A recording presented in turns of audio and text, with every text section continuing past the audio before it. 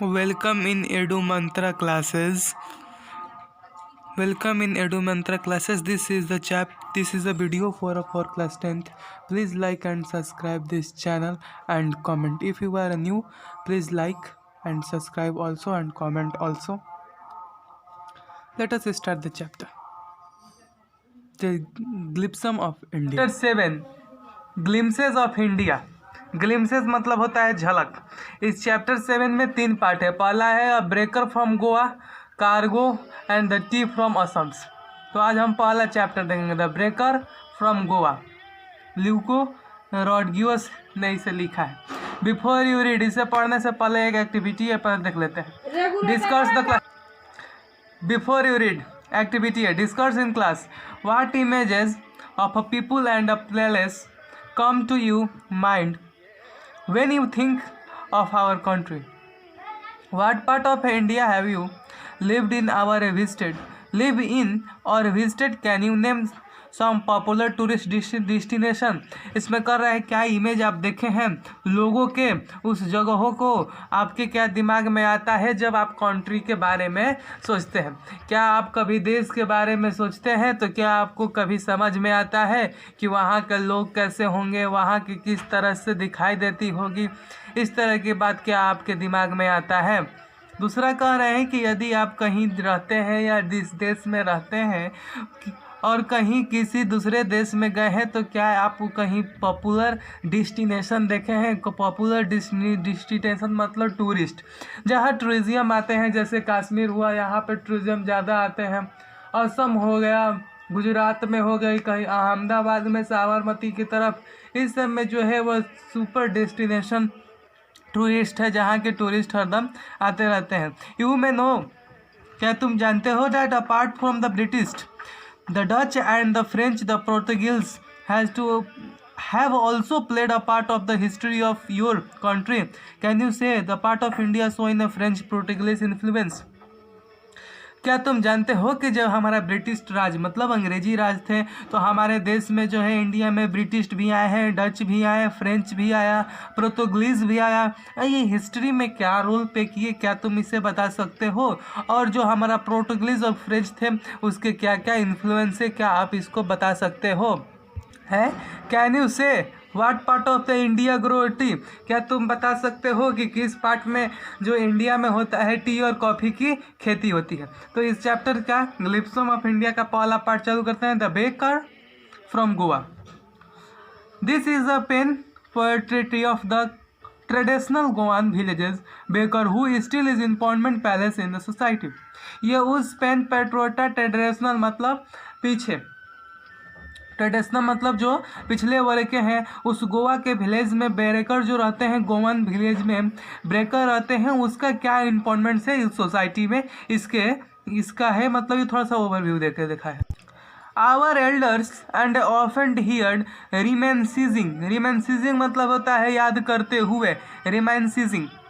Our elders and ऑफेंड heard reminiscing nostalgically about those good old Portuguese day, the Portuguese and their famous leaves bread. Those enter in the lobes and might be vanished, but the market and is still there. कह रहे हैं कि हमारे जो Elder हैं, हमारे जो पूर्वज हैं, आर ऑफेंड हार्ड रिमेंसिंग में उनको याद करते हुए, nostalgical thinking friendly the past पिछले को याद करते हुए, about those goods old Portuguese में उस बीते हुए पोर्टुगीज का याद करेंगे। The Portuguese and their famous loaves bread, Portuguese और उसके फेमस लोब्स ऑफ ब्रेड्स देखेंगे। Those eaters of loaves of breads, जो पोर्टुगीज हैं उनके एल्डर की बात याद करिए हम, loaves of famous bread. Those eaters of lovers might be vanished, जो है those eaters of lobes might be vanished मतलब वो खाने वाले लोब्स को ख़त्म तो हो चुके हैं, में हैव वैनिस्ड, वैनिस्ड मतलब होता है ख़त्म तो हो चुके हैं, but the maker are still there, लेकिन उसको बनाने वाले अभी भी हैं। खाने वाले तो ख़त्म हो चुके हैं, might have vanished, but the maker of still there, उसको बनाने वाला अभी यहाँ पे है। we still have almost us to mixture. We still have almost used the mixture. The murderers मतलब होता है सच्चे में डालना. We still have almost used to mixture the molders and these who breaker the lobs. अभी हम लोग makers होते हैं उनके सांचे में हम बेकर लोब्स को ढाल देते हैं. Those age old time tested the furnaces still exist. Furnaces मतलब होता है अंगाठी, मतलब जहाँ हम लोग सेकते हैं ना किसी चीज़ को लिट्टी उट्टी, उसी को अंगाठी स्टिल एग्जिस्ट, जो कि अभी एग्जिस्ट कर रहा है. प्रोटोग्लिस के जो अंगाठियाँ होती हैं जिसपे ब्रेड के लुप्स को सेकते थे वो अभी एग्जिस्ट कर रही है. The fire is the Florence has not been execute. जो उस फ्लोरेंस में अंगाठी में जो आग है वह एक्सटिंग्विश नहीं हुआ है, मतलब ख़त्म नहीं हुआ है. The thuds and jingle of the thuds and the jingle of thuds. Jingles मतलब होता है झंझाने की आवाज़. Thuds the thuds and the jingle of झंझाने की आवाज़. किसकी? बम्बो की. झंझनाने की आवाज़. The traditional baker bamboo. जो हमारे ट्रेडिशनल बेकर थे उनके बम्बो की झंझनाने की जो है वह आवाज़ आती है. हर्डेलिंग हिज अराइवल. तो लगता था, मतलब क्या होता है कि वो हम लोग घोषणा करते थे कि हम आ गए. वह अपने तरफ से जो ट्रेडिशनल बम्बो जो थे वह बेकर थे वह घोषणा करते थे कि हम आ गए. उनके बम्बो की झलझलाने की जो आवाज़ आती थी उससे. इन the morning can still the in the morning and still be heard in some places. Maybe the father is not alive but the son still carries on the family's profession. अब क्या हो रहा था कि जो ब्रेकर्स थे उन लोग के तो पिता नहीं थे, मर चुके थे, लेकिन जो बेटे थे उनके प्रोफेशन को क्या किया था? अलाइव रखा था, जिंदा रखा था. This baker are even today known as pader in Goa. इसी ब्रेकर को आज हम लोग क्या करते हैं? पार्डर ऑफ गोवा. इसी ब्रेकर को हम लोग क्या करते हैं? Pader of Goa. During our childhood, हमारा चाइल्डहुड था इन गोवा. गोवा में the baker used to be our friend. जो बेकर होते थे वो हमारे दोस्त होते थे. Campion and गिड. कैंपियन करते थे और हमें गाइड भी देते थे. He used to come at least twice a day. वह दिन में 2 बार आ जाते थे. Once when he set out in the morning. जब वह सुबह में बैठे रहते थे ऑन हिज सेलिंग राउंड, अपने सेलिंग राउंड के पास. And then again when he returns after the empty his huge bucket. और जब हमसे भेंट करते थे, मिलते थे, जब अपने बकेट को सारे ब्रेड को बेच के आते थे तब. ये जो ऑथर है वह अपने चाइल्डहुड में बता रहे थे कि चाइल्डहुड जो था वह गोवा में था. हम बेकर जो थे, हम आवर फ्रेंड, हमारा फ्रेंड था, वह कैंपेन करता था, हमें गाइड करता था. List twice a day. वह हमसे मिलने एक दिन में 2 बार आ जाते थे. पहले जब वह मॉर्निंग में उस बेकर को लेके, मतलब उस बकेट ऑफ बेकर मतलब बकेट ऑफ ब्रेड लोब्स लेके बैठते थे तब आते थे, और जब एम्प्टी खाली हो जाता था तब आते थे. The jingling trots in his bumbo wake up the from asleep and ran me to the great him. अब क्या करता था? जो उन लोग के बांस की झनझनाने की आवाज़ आती थी वह क्या है कि हमें वेक कर देता था, हमें जगा देता था और हम उससे मिलने चले जाते थे. Why was it so? ये क्यों? वाट इज़ टू लव हम लोग. Was it the love of love. क्या वो लव जो लव है ब्रेड का लव, क्या हमसे उसे पसंद करते थे? Not at all. नहीं, वे सब नहीं. The lovers were about to हिन द सम ऑफ पैस्किन एंड बस्तीन एंड मिडिल सर्वेंट. अब क्या होता था कि उन लोग पैस्किन और बस्तीन 2 तरह के लाते थे जो कि उन्हें मिड सर्वेंट खरीद लेती थी. घरेलू मालिकिन जो थे उसको खरीद लेती थी. What was locked for where those bread bangles used to the chosen carefully. उसमें क्या होता था कि लॉक कर देता था. हम लोग घर से जल्दी ही निकल जाते थे और निकल के क्या करते थे कि जो बैंगल्स, यहाँ पे बैंगल्स ब्रेड मतलब ये चूड़ीदार तरह के जो ब्रेड होते हैं उससे था. And which we choose carefully, जो कि हम उसको केयरफुली चूज़ करते थे. Sometimes it was a sweet bread and special make. कुछ समय जो होता था वह स्वीट हो जाता था और स्पेशल ब्रेड हो जाता था। The baker made his musical inter on the sense with the jing jang sound of his special made bamboo staff. और जो कभी कभी बेकर म्यूजिकल इंटर लेते थे जिंग जैंग साउंड के तरफ से, his special made bamboo staff, उनके जो थे वह स्पेशल मेड थे बम्बो के। One hand supported the basket on his head.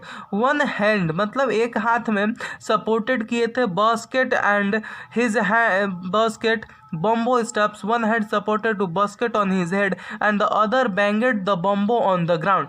और क्या किए थे कि एक और supported the basket on the head and the other based the bamboo on the ground. एक जो था उसे सपोर्ट लेके ब्रेकर को लगाए थे, मतलब जो ब्रेकर जो थे वह ब्रेकर क्या किया था कि उस पर ब्रेड रख के एक बांस पे खड़ा किया था और एक अपने हेड के लिए उस बम्बो को जमीन से गड़ा हुआ। He would greet the lady of the house with a ground. He would greet the lady of the house with a good morning. उसे ग्रेट करती है गुड मॉर्निंग से। And then place his bucket, अपने bucket को रख देती है, अपने बकेट को रख देती है vertically bamboo. We kids would be pushed aside and the meat revoked and loaves would be delivered to the servant. जब वह लोग आते थे ब्रेकर्स तो हम लोग क्या करते थे कि जहाँ पे वो खिदौने रखते थे वो बकेट रखते थे, तो उसके बकेट के आगे पीछे हम लोग घूमने लगते थे। तो हम लोग के जो फादर्स मदर थे वो थोड़ा सा हटा लेते कि तुम लोग यहाँ से जाओ, और कहते थे ब्रेड खरीद करके इसको ले जाकर उस सर्वेंट को बांट दो। उसमें जो सर्वेंट्स हैं उन सबको क्या कर दो, बांट दो। So no man still and would be the climb, servant को बांट दो।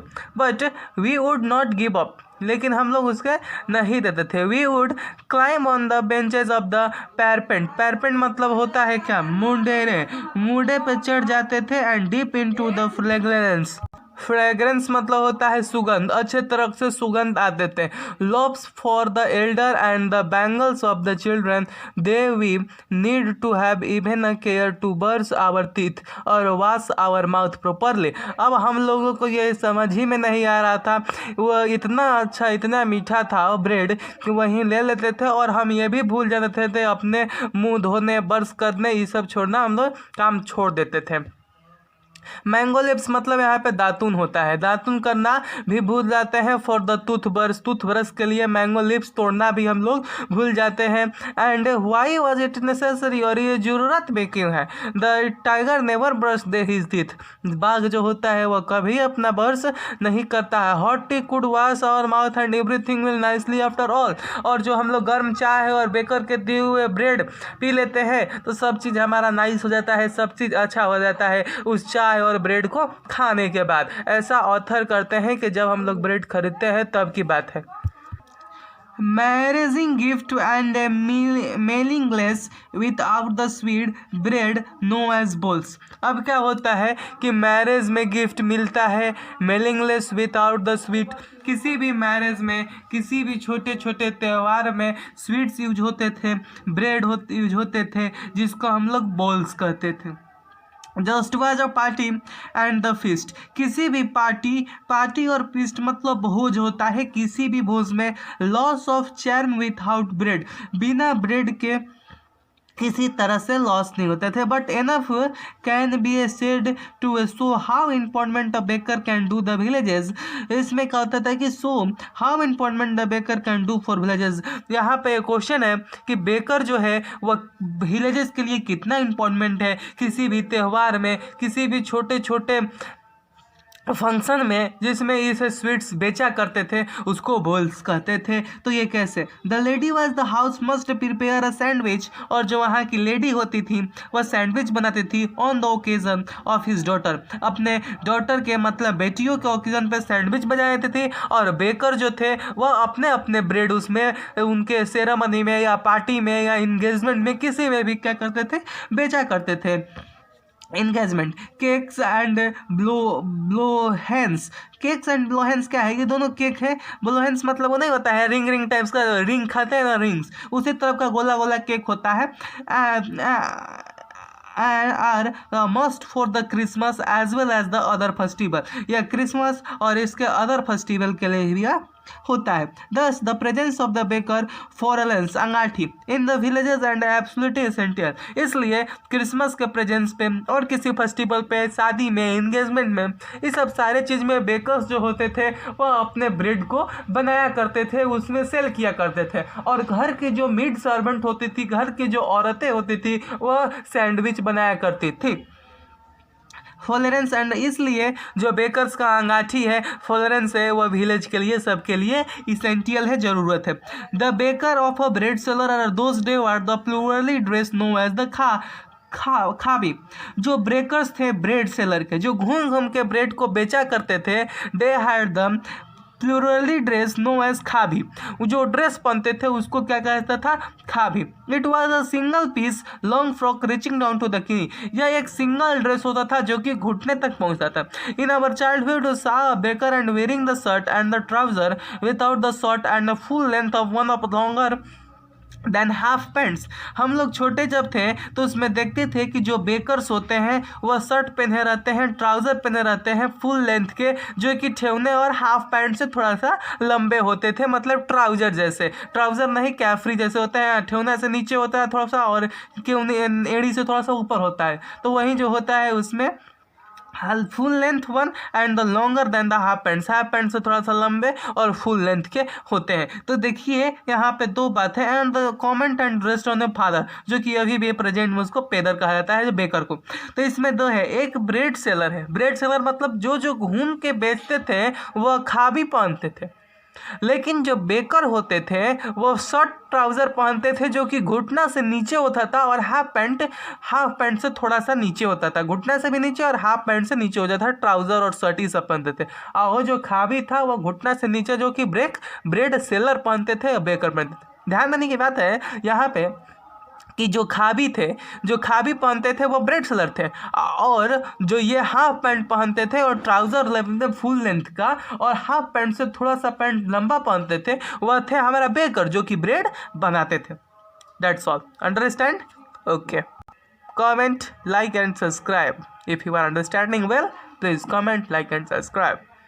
The baker usually collected his bills at the end of the month. जो बेकर थे वह अपना बिल्स, जो पैसे थे, वह कलेक्ट करते थे मंथ के अंतिम महीने में। Monthly account was recorded and some well as pencil. और उसको क्या करता था? मंथली इनकम जो था वह पेंसिल से क्या था, दीवालों पे रिकॉर्ड कर देता था। दीवालों पे पेंसिल से लिखता था सब कि इतने इनके यहाँ से आया, इनके यहाँ इतना गया, इस तरह की जो थे वह लिखा करते थे। कौन? जो वहाँ के बेकर थे।